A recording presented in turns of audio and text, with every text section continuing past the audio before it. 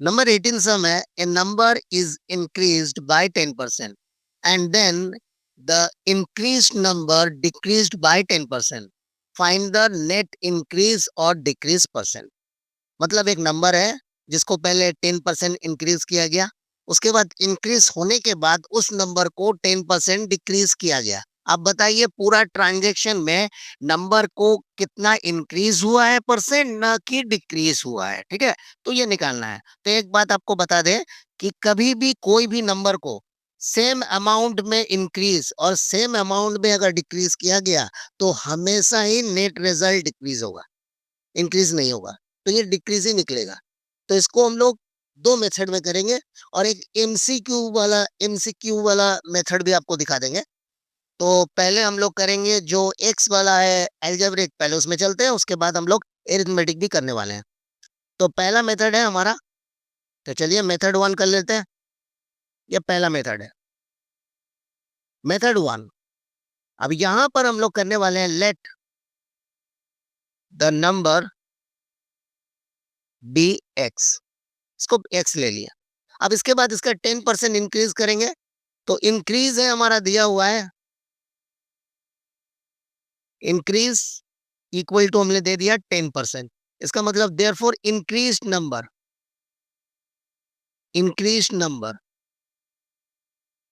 किसी भी नंबर को अगर आप लोग इंक्रीज करते हो ना, तो उससे एक काम करना, अगर इंक्रीज करोगे तो 100 से जितना इंक्रीज है उसको ऐड कर देना. मतलब है 100 + 10, ये आ गया परसेंटेज. मतलब 110% एक्स का. तो देख लेते हैं एक्स का 110% कितना होता है. 110 ÷ 100, तो जीरो जीरो गया, तो 11x/10. ये आ गया इंक्रीज्ड वैल्यू. इंक्रीज्ड मतलब इंक्रीज करके जो वैल्यू आया, ऐसा नहीं कि इंक्रीज वैल्यू आया, इंक्रीज्ड वैल्यू आया, मतलब इंक्रीज को जोड़ के पूरा जोड़ के आया है. अब आता है डिक्रीज्ड वैल्यू, तो इसी के ऊपर हम लोग को डिक्रीज्ड वैल्यू करना है. तो पहले देख लेते हैं डिक्रीज कितना हुआ है, 10%. तो पहले लिख लेते हैं डिक्रीज. तो डिक्रीज है हमारा 10%. इसी के ऊपर करेंगे therefore decreased value.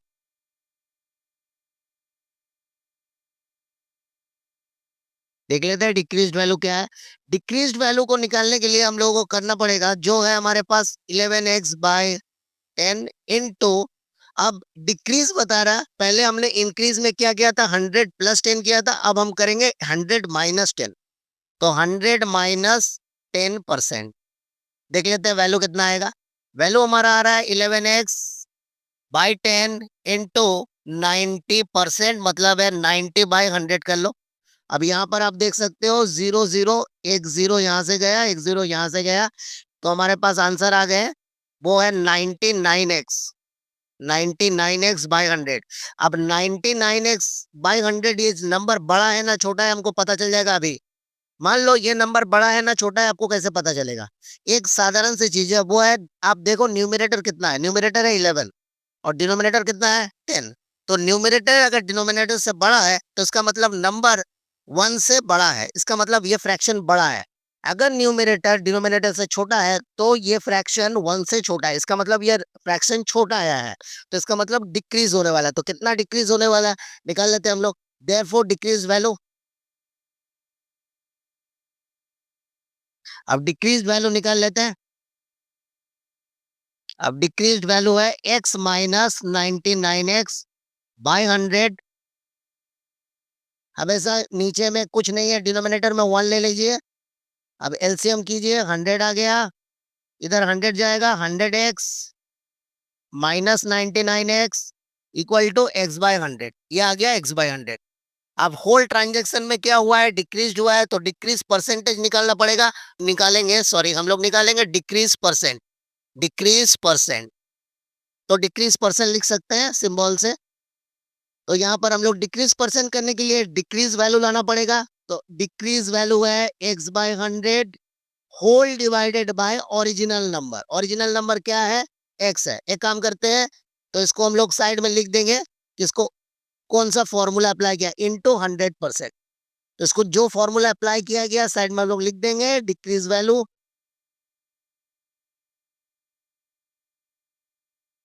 Value by original number. Into 100%। तो ये फॉर्मूला हमने अप्लाई किया है यहाँ पर।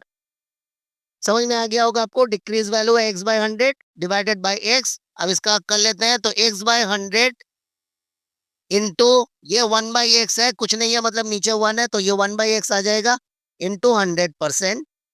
तो वैल्यू आ गए हमारे पास, देख सकते हो x गया, 100 से 100 कटा, आंसर आया 1%। इसका मतलब 1% डिक्रीज हुआ है ये पूरा ट्रांजेक्शन में, ठीक है। तो इस हिसाब से हमने इस सम को किया। तो सम में करने के लिए क्या है, अलजेब्रा में थोड़ा सा क्रिटिकल लग सकता होगा ये सम, लेकिन एरिथमेटिक में बहुत आसान लगेगा। लेकिन हम भी फिर भी हम लोगों को अलजेब्रा सीखना है, इसीलिए अलजेब्रा बहुत इंपॉर्टेंट है। तो पहले हमने किया है let the number be x, उसके बाद इंक्रीज है 10%।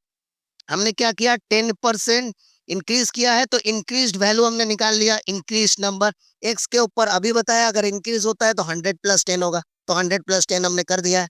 तो एक्स इंटू 110/100, वहां से 11x/10 आया, जो कि एक बड़ा नंबर है, माने एक्स से बड़ा है, इतना बड़ा भी नंबर नहीं है। उसके बाद डिक्रीज, यही नंबर का डिक्रीज करना है। कितना डिक्रीज करना है, 10%, तो हमने लिख दिया। उसके बाद हमने निकाला डिक्रीज वैल्यू किसका, ना 11x/10 का। तो डिक्रीज करने के लिए 100 - 10 करना पड़ेगा। अभी बताए इंक्रीज में जैसे 100+10 है, तो डिक्रीज में 100 - 10 होगा, तो 90% आ गया। तो 90% को परसेंट हटाने से हमारे पास 100 आ जाते हैं, तो 90/100।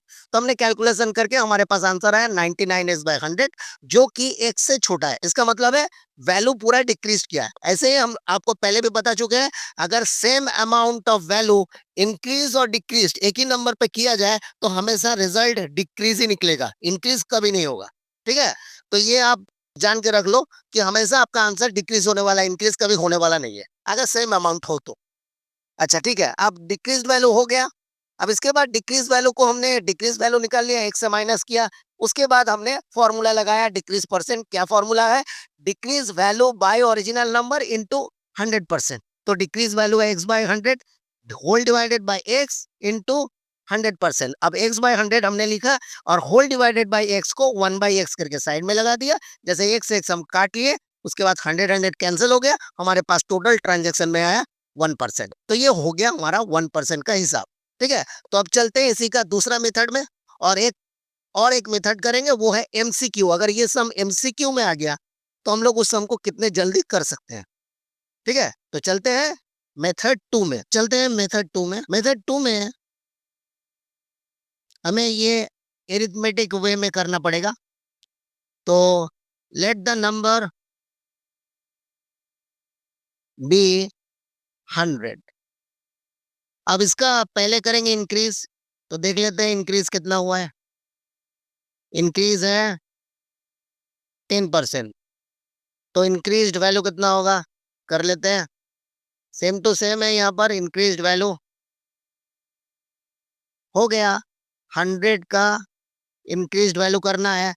तो अभी बताया आपको 100+10 परसेंटेज कर दीजिए, तो 100 इंटू 110 डिवाइडेड बाय 100, 100 कैंसिल, आ गया 110। ये हो गया हमारा इंक्रीज्ड वैल्यू।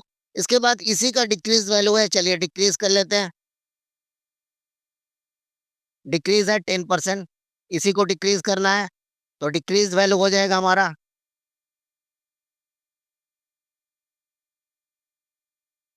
डिक्रीज वैल्यू है हमारा, वो है 110, उसी के ऊपर करना है। अभी बताए इंक्रीज होने से प्लस होता है, अगर 10 प्लस हुआ तो 100 से 10 माइनस हो जाएगा। चलिए इसको कर लेते हैं, 110 इंटू 90/100। चलिए इसको कर लेते हैं, 2 जीरो चला गया, तो 9 इंटू 11 99। पहले कितना था 100, अब कितना आया 99, माइनस करेंगे, अपने आप पता चल रहा सर 1 डिक्रीज है, तो डिक्रीज परसेंट अपने आप आ गया। देयरफॉर एकदम डायरेक्ट कर दीजिए डिक्रीज परसेंट, इसको करने की जरूरत नहीं है। क्यों सर आप डिक्रीज परसेंट डायरेक्ट बोल रहे हो, क्योंकि हमने 100 में ही लेट किया है। अब जो भी निकलेगा वो 100 आउट ऑफ ही निकलेगा, इसका मतलब डायरेक्ट परसेंट ही निकलेगा, अब वैल्यू नहीं निकलेगा, ठीक है। तो decrease percent equal to 100 - 99 equal to 1%, ठीक है। आगे आंसर ये हो गया हमारा मेथड 2। अब चलते हैं एमसीक्यू मेथड में। एमसीक्यू मेथड में हम लोग डायरेक्ट पहले डिक्रीज वैल्यू निकालेंगे। तो यहाँ पर डिक्रीज वैल्यू करने के लिए हमें करना पड़ेगा, अब देख सकते हो 10% इंक्रीज है, तो 10% इंक्रीज मतलब है 100 प्लस 10 कर दीजिए, और 10% डिक्रीज है मतलब 100 माइनस 10 कर दीजिए, दोनों को मल्टीप्लाइड कीजिए, होल डिवाइडेड बाय 100, परसेंटेज है इसीलिए 100, ऊपर आ जाएगा 110 इंटू 90 डिवाइडेड बाय 100। अब दो जीरो कैंसिल है, देख सकते हो आप, आंसर आया 99। ठीक है, ये डिक्रीज वैल्यू हो गया 99। आपको पता है कि आपका 100 था, मतलब टोटल परसेंटेज है 100, तो डिक्रीज परसेंटेज आ गया 100 माइनस कर दिए, decrease percentage equal to 100 minus 99 equal to 1%। ये हो गया आंसर। इसको एमसीक्यू में यूज करना है, इसको ब्रॉड टाइप सम में यूज मत करना। ये लोगों को लगे कि ब्रॉड टाइम सब में अगर इसको यूज किया गया तो बहुत सारा नंबर नहीं मिलेगा, बहुत कम नंबर मिलेगा, आधा नंबर भी मिल सकता है, तो इसीलिए हम बता रहे हैं इसी को करने की कोशिश करना, मेथड 2 या फिर मेथड 1। ये मेथड ये एमसीक्यू है, जो मेथड 3 माने थर्ड मेथड है, ये एमसीक्यू वाले के लिए है। मतलब ये सम का अगर 4 ऑप्शन होता है तो जल्दी जल्दी कैसे निकाले, तो ये पॉलिसी से हम लोग जल्दी जल्दी निकाल सकते हैं। ठीक है, अब चलते हैं नेक्स्ट सम की ओर। नंबर 19 सम है, the salary of an officer is increase by 25%, by what percent should the new salary be reduced to restore the original salary? ऐसे टाइप को सम के लिए हमेशा आप एरिथमेटिक ही यूज करेंगे, एलजेब्रा नहीं, क्योंकि एलजेब्रा में बहुत क्रिटिकल हो जाएगा, पहले एक बार इंक्रीज करना फिर डिक्रीज करना। चलिए हम दिखा देते हैं एलजेब्रा में क्या होगा, लेकिन एलजेब्रा में बहुत क्रिटिकल लगेगा। तो चलते हैं पहले एलजेब्रा करते हैं, मेथड 1 मेथड 2। चलिए मेथड पहले 1 कर लेते हैं, देख लेते हैं क्या हो रहा है एलजेब्रा में। तो let the salary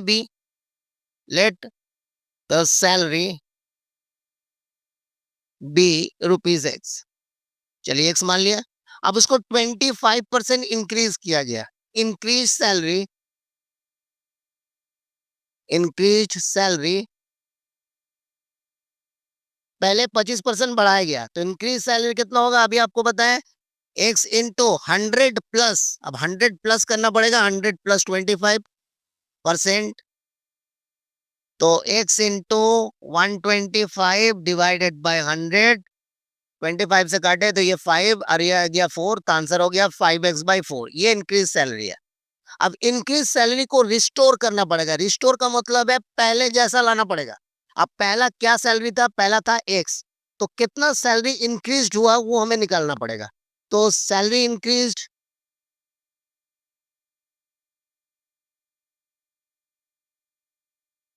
5x/4 minus x, यहां से हम लोग निकाल सकते हैं, एलसीएम कर लेंगे, कुछ नहीं है 1 है तो 4 एलसीएम हो जाएगा, तो 5x माइनस 4x, आंसर हो गया x/4। तो 5x/4 न्यू सैलरी है, न्यू सैलरी से x/4 रुपीस को अगर हम लोग रिडक्शन करें मतलब रिड्यूस करें, तब हम पुराना सैलरी एक्स में आ सकते हैं। ठीक है, तो इससे हमको इतना रिड्यूस करना पड़ेगा, तो इसी हिसाब से बता रहा है कि कितना परसेंटेज होगा रिडक्शन का। तो हम लोग एक काम कर सकते हैं, रिडक्शन सैलरी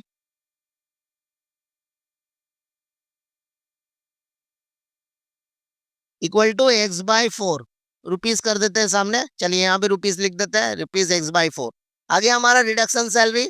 तो यहाँ पर रिडक्शन सैलरी है हमारा, तो ये आ गया रुपीस x/4। अब यहाँ पर परसेंटेज ऑफ रिस्टोर ओरिजिनल, तो रिडक्शन कितना होगा, तो एक काम करते हैं परसेंटेज, परसेंटेज ऑफ रिडक्शन या फिर रिडक्शन सैलरी परसेंटेज, अच्छा परसेंटेज ऑफ रिडक्शन कर लेते हैं, परसेंटेज ऑफ रिडक्शन सैलरी। इसका भी मेथड वही है जो पिछले वाला मेथड दिखाया, कुछ नहीं है। यहाँ पर आप लिखेंगे ऊपर में रिडक्शन सैलरी माने रिड्यूस पार्ट, यहाँ पर लिख सकते हैं reduce salary whole by new salary into 100%। आ गया, बस अब आपको वैल्यू पुट कर देना है, तो x/4 whole divided by new salary कितना है 5x/4 इंटू 100%। अब यहाँ पर x/4 इंटू ये रेसिप्रोकल हो जाएगा, ऊपर जाएगा तो रेसिप्रोकल हो जाएगा। तो 4/5x इंटू 100%, देख लेते हैं आंसर कितना आएगा। तो यहाँ पर एक्स एक्स कैंसिल हुआ, 4 4 कैंसिल हुआ, 5 से 100 कटा तो आया 20, तो आंसर आ गया हमारा 20%। ये हो गया हमारा रिडक्शन सैलरी, मतलब सैलरी को 20% अगर हम लोग रिड्यूस करें तो ओल्ड सैलरी में जा सकते हैं। ये सब थोड़ा सा क्रिटिकल है समझने के लिए, क्योंकि ये सैलरी बेस्ड है, तुम लोग क्लास 7 में हो, उतना सैलरी बेस्ड समझ नहीं पाओगे। तो इसलिए तुम लोगों को करने के लिए, आप लोगों को करने के लिए इसको थोड़ा सा ध्यान दे के करना पड़ेगा, हर एक स्टेप बाय स्टेप। माने पहले सैलरी को इंक्रीज करना पड़ेगा, अब देखना पड़ेगा कितना इंक्रीज हुआ है, वही इंक्रीज वैल्यू को न्यू सैलरी के साथ घटाना पड़ेगा। क्योंकि मान लो अगर आपके पास 100 रुपया है और आपको 25% प्रॉफिट हुआ, मतलब 125 रुपया हो गया, ठीक है। अब आपको चाहते हैं कि फिर से आपका 100 रुपया आ जाए, इसका मतलब 25 रुपया आपको लौटाना पड़ेगा। तो वही 25 रुपये अगर आप लौटाते हो तो परसेंटेज में आपका कितना घटता है वो निकालना है। यहाँ पर उसने बताया, वो चीज बताया, यहाँ पर ये नहीं बताया कि सैलरी को कितना डिक्रीज करना है, और पूरा फिगर परसेंटेज में है, देख सकते हो आप 25%। और यहाँ पर हमारा आंसर निकला 20%। इस हिसाब से इस सम को हम लोग कर सकते हैं। तो चलते हैं इसका नेक्स्ट मेथड में। मेथड 1 था, अब आएंगे हम लोग मेथड 2 में। अब चलते हैं नेक्स्ट मेथड में, मेथड 2। इस मेथड में हम लोग करने वाले हैं एरिथमेटिक वे में। तो हम लोग एक काम करते हैं, लेट द ओरिजिनल सैलरी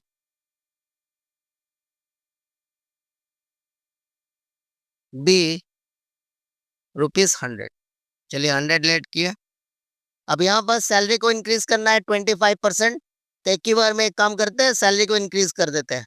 अच्छा 25% है, 100 का 25% करेंगे तो ₹25 होगा। तो एक काम करते हैं, इंक्रीज सैलरी,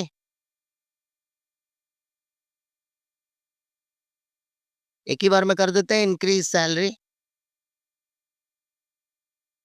हो जाएगा 100 इंटू, अभी बताया आपको, ये 100 प्लस 25% या रुपीज, तो 100 इंटू 125/100, 100 100 कैंसल, आ गया ₹125।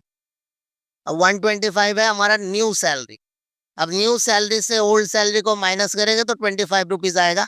तो देख लेते हैं कितना बड़ा है और कितना रिडक्शन करना पड़ेगा। तो बढ़ा तो है कितना, वो तो इंक्रीज वैल्यू उनको पता चल रहा है, उसी को रिडक्शन करना पड़ेगा।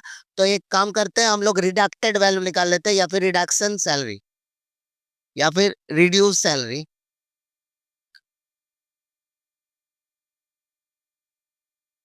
कितना सैलरी को रिड्यूस करना पड़ेगा देख लेते हैं। 125 है, 100 में लाना है, इसीलिए 125 माइनस 100 इक्वल टू ₹25 आ गया। अब इस वैल्यू को हमें माइनस करना पड़ेगा। अब कितना से, 125 से 25, इसका मतलब है परसेंटेज ऑफ रिड्यूस सैलरी बा रिडक्शन सैलरी। रिड्यूस सैलरी कर लेते हैं, रिस्टोर करना है पहले जैसा। तो इसका मतलब है हमें लिखना पड़ेगा reduce salary, salary by increase लिख सकते हो, या फिर न्यू सैलरी भी लिख सकते हो। इंक्रीज सैलरी, इंक्रीज लिखा हमने, इससे पहले शायद हमने न्यू लिखा था, भूल गए हम क्या लिखे थे, इंटू 100%। ठीक है।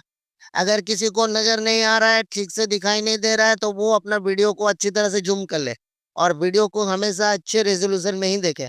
ठीक है। तो चलिए करते हैं। अब आ गया 25 रिड्यूस पार्ट, और इंक्रीज पार्ट है 125 इंटू 100%। तो चलिए इसको काटे, 5 आया, 5 से 100 20, तो आंसर आ गया 20% हो गया।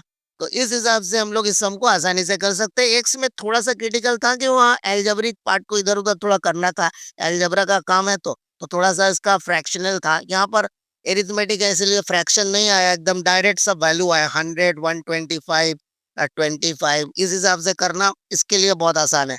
लेकिन ये आसान चीज को भी थोड़ा सा टफ किया जाता है जब हम लोग एल्जेब्रा में जाते हैं। लेकिन बाद में हम क्या बताएं कि आपका जितना भी एप्लीकेशन है, सारे एप्लीकेशन एल्जेब्रा में ही होने वाले हैं, अब एरिथमेटिक में होने वाला नहीं है। इसीलिए थोड़ा थोड़ा करके आप एरिथमेटिक को छोड़िए। अब छोड़िए एरिथमेटिक को, आप अलजेब्रा में जाइए, क्योंकि अलजेब्रा में आप जितना जाएंगे उतना ही आप वेरिएबल एक्स को जानेंगे, सारे चीज को समझेंगे, इक्वेशन समझेंगे, इक्वेशन को सॉल्व करना सीखेंगे। जितने आप आगे बढ़ेंगे, नहीं तो आप पूरा पीछे रह जाएंगे, हमेशा एरिथमेटिक वाला ही करते रहेंगे, और एरिथमेटिक ज्यादा दिन नहीं है। ठीक है, इसके बाद क्लास 8 में आपको ज्यादा एरिथमेटिक नहीं मिलने वाला। तो चलते हैं हम लोग नेक्स्ट सम की ओर।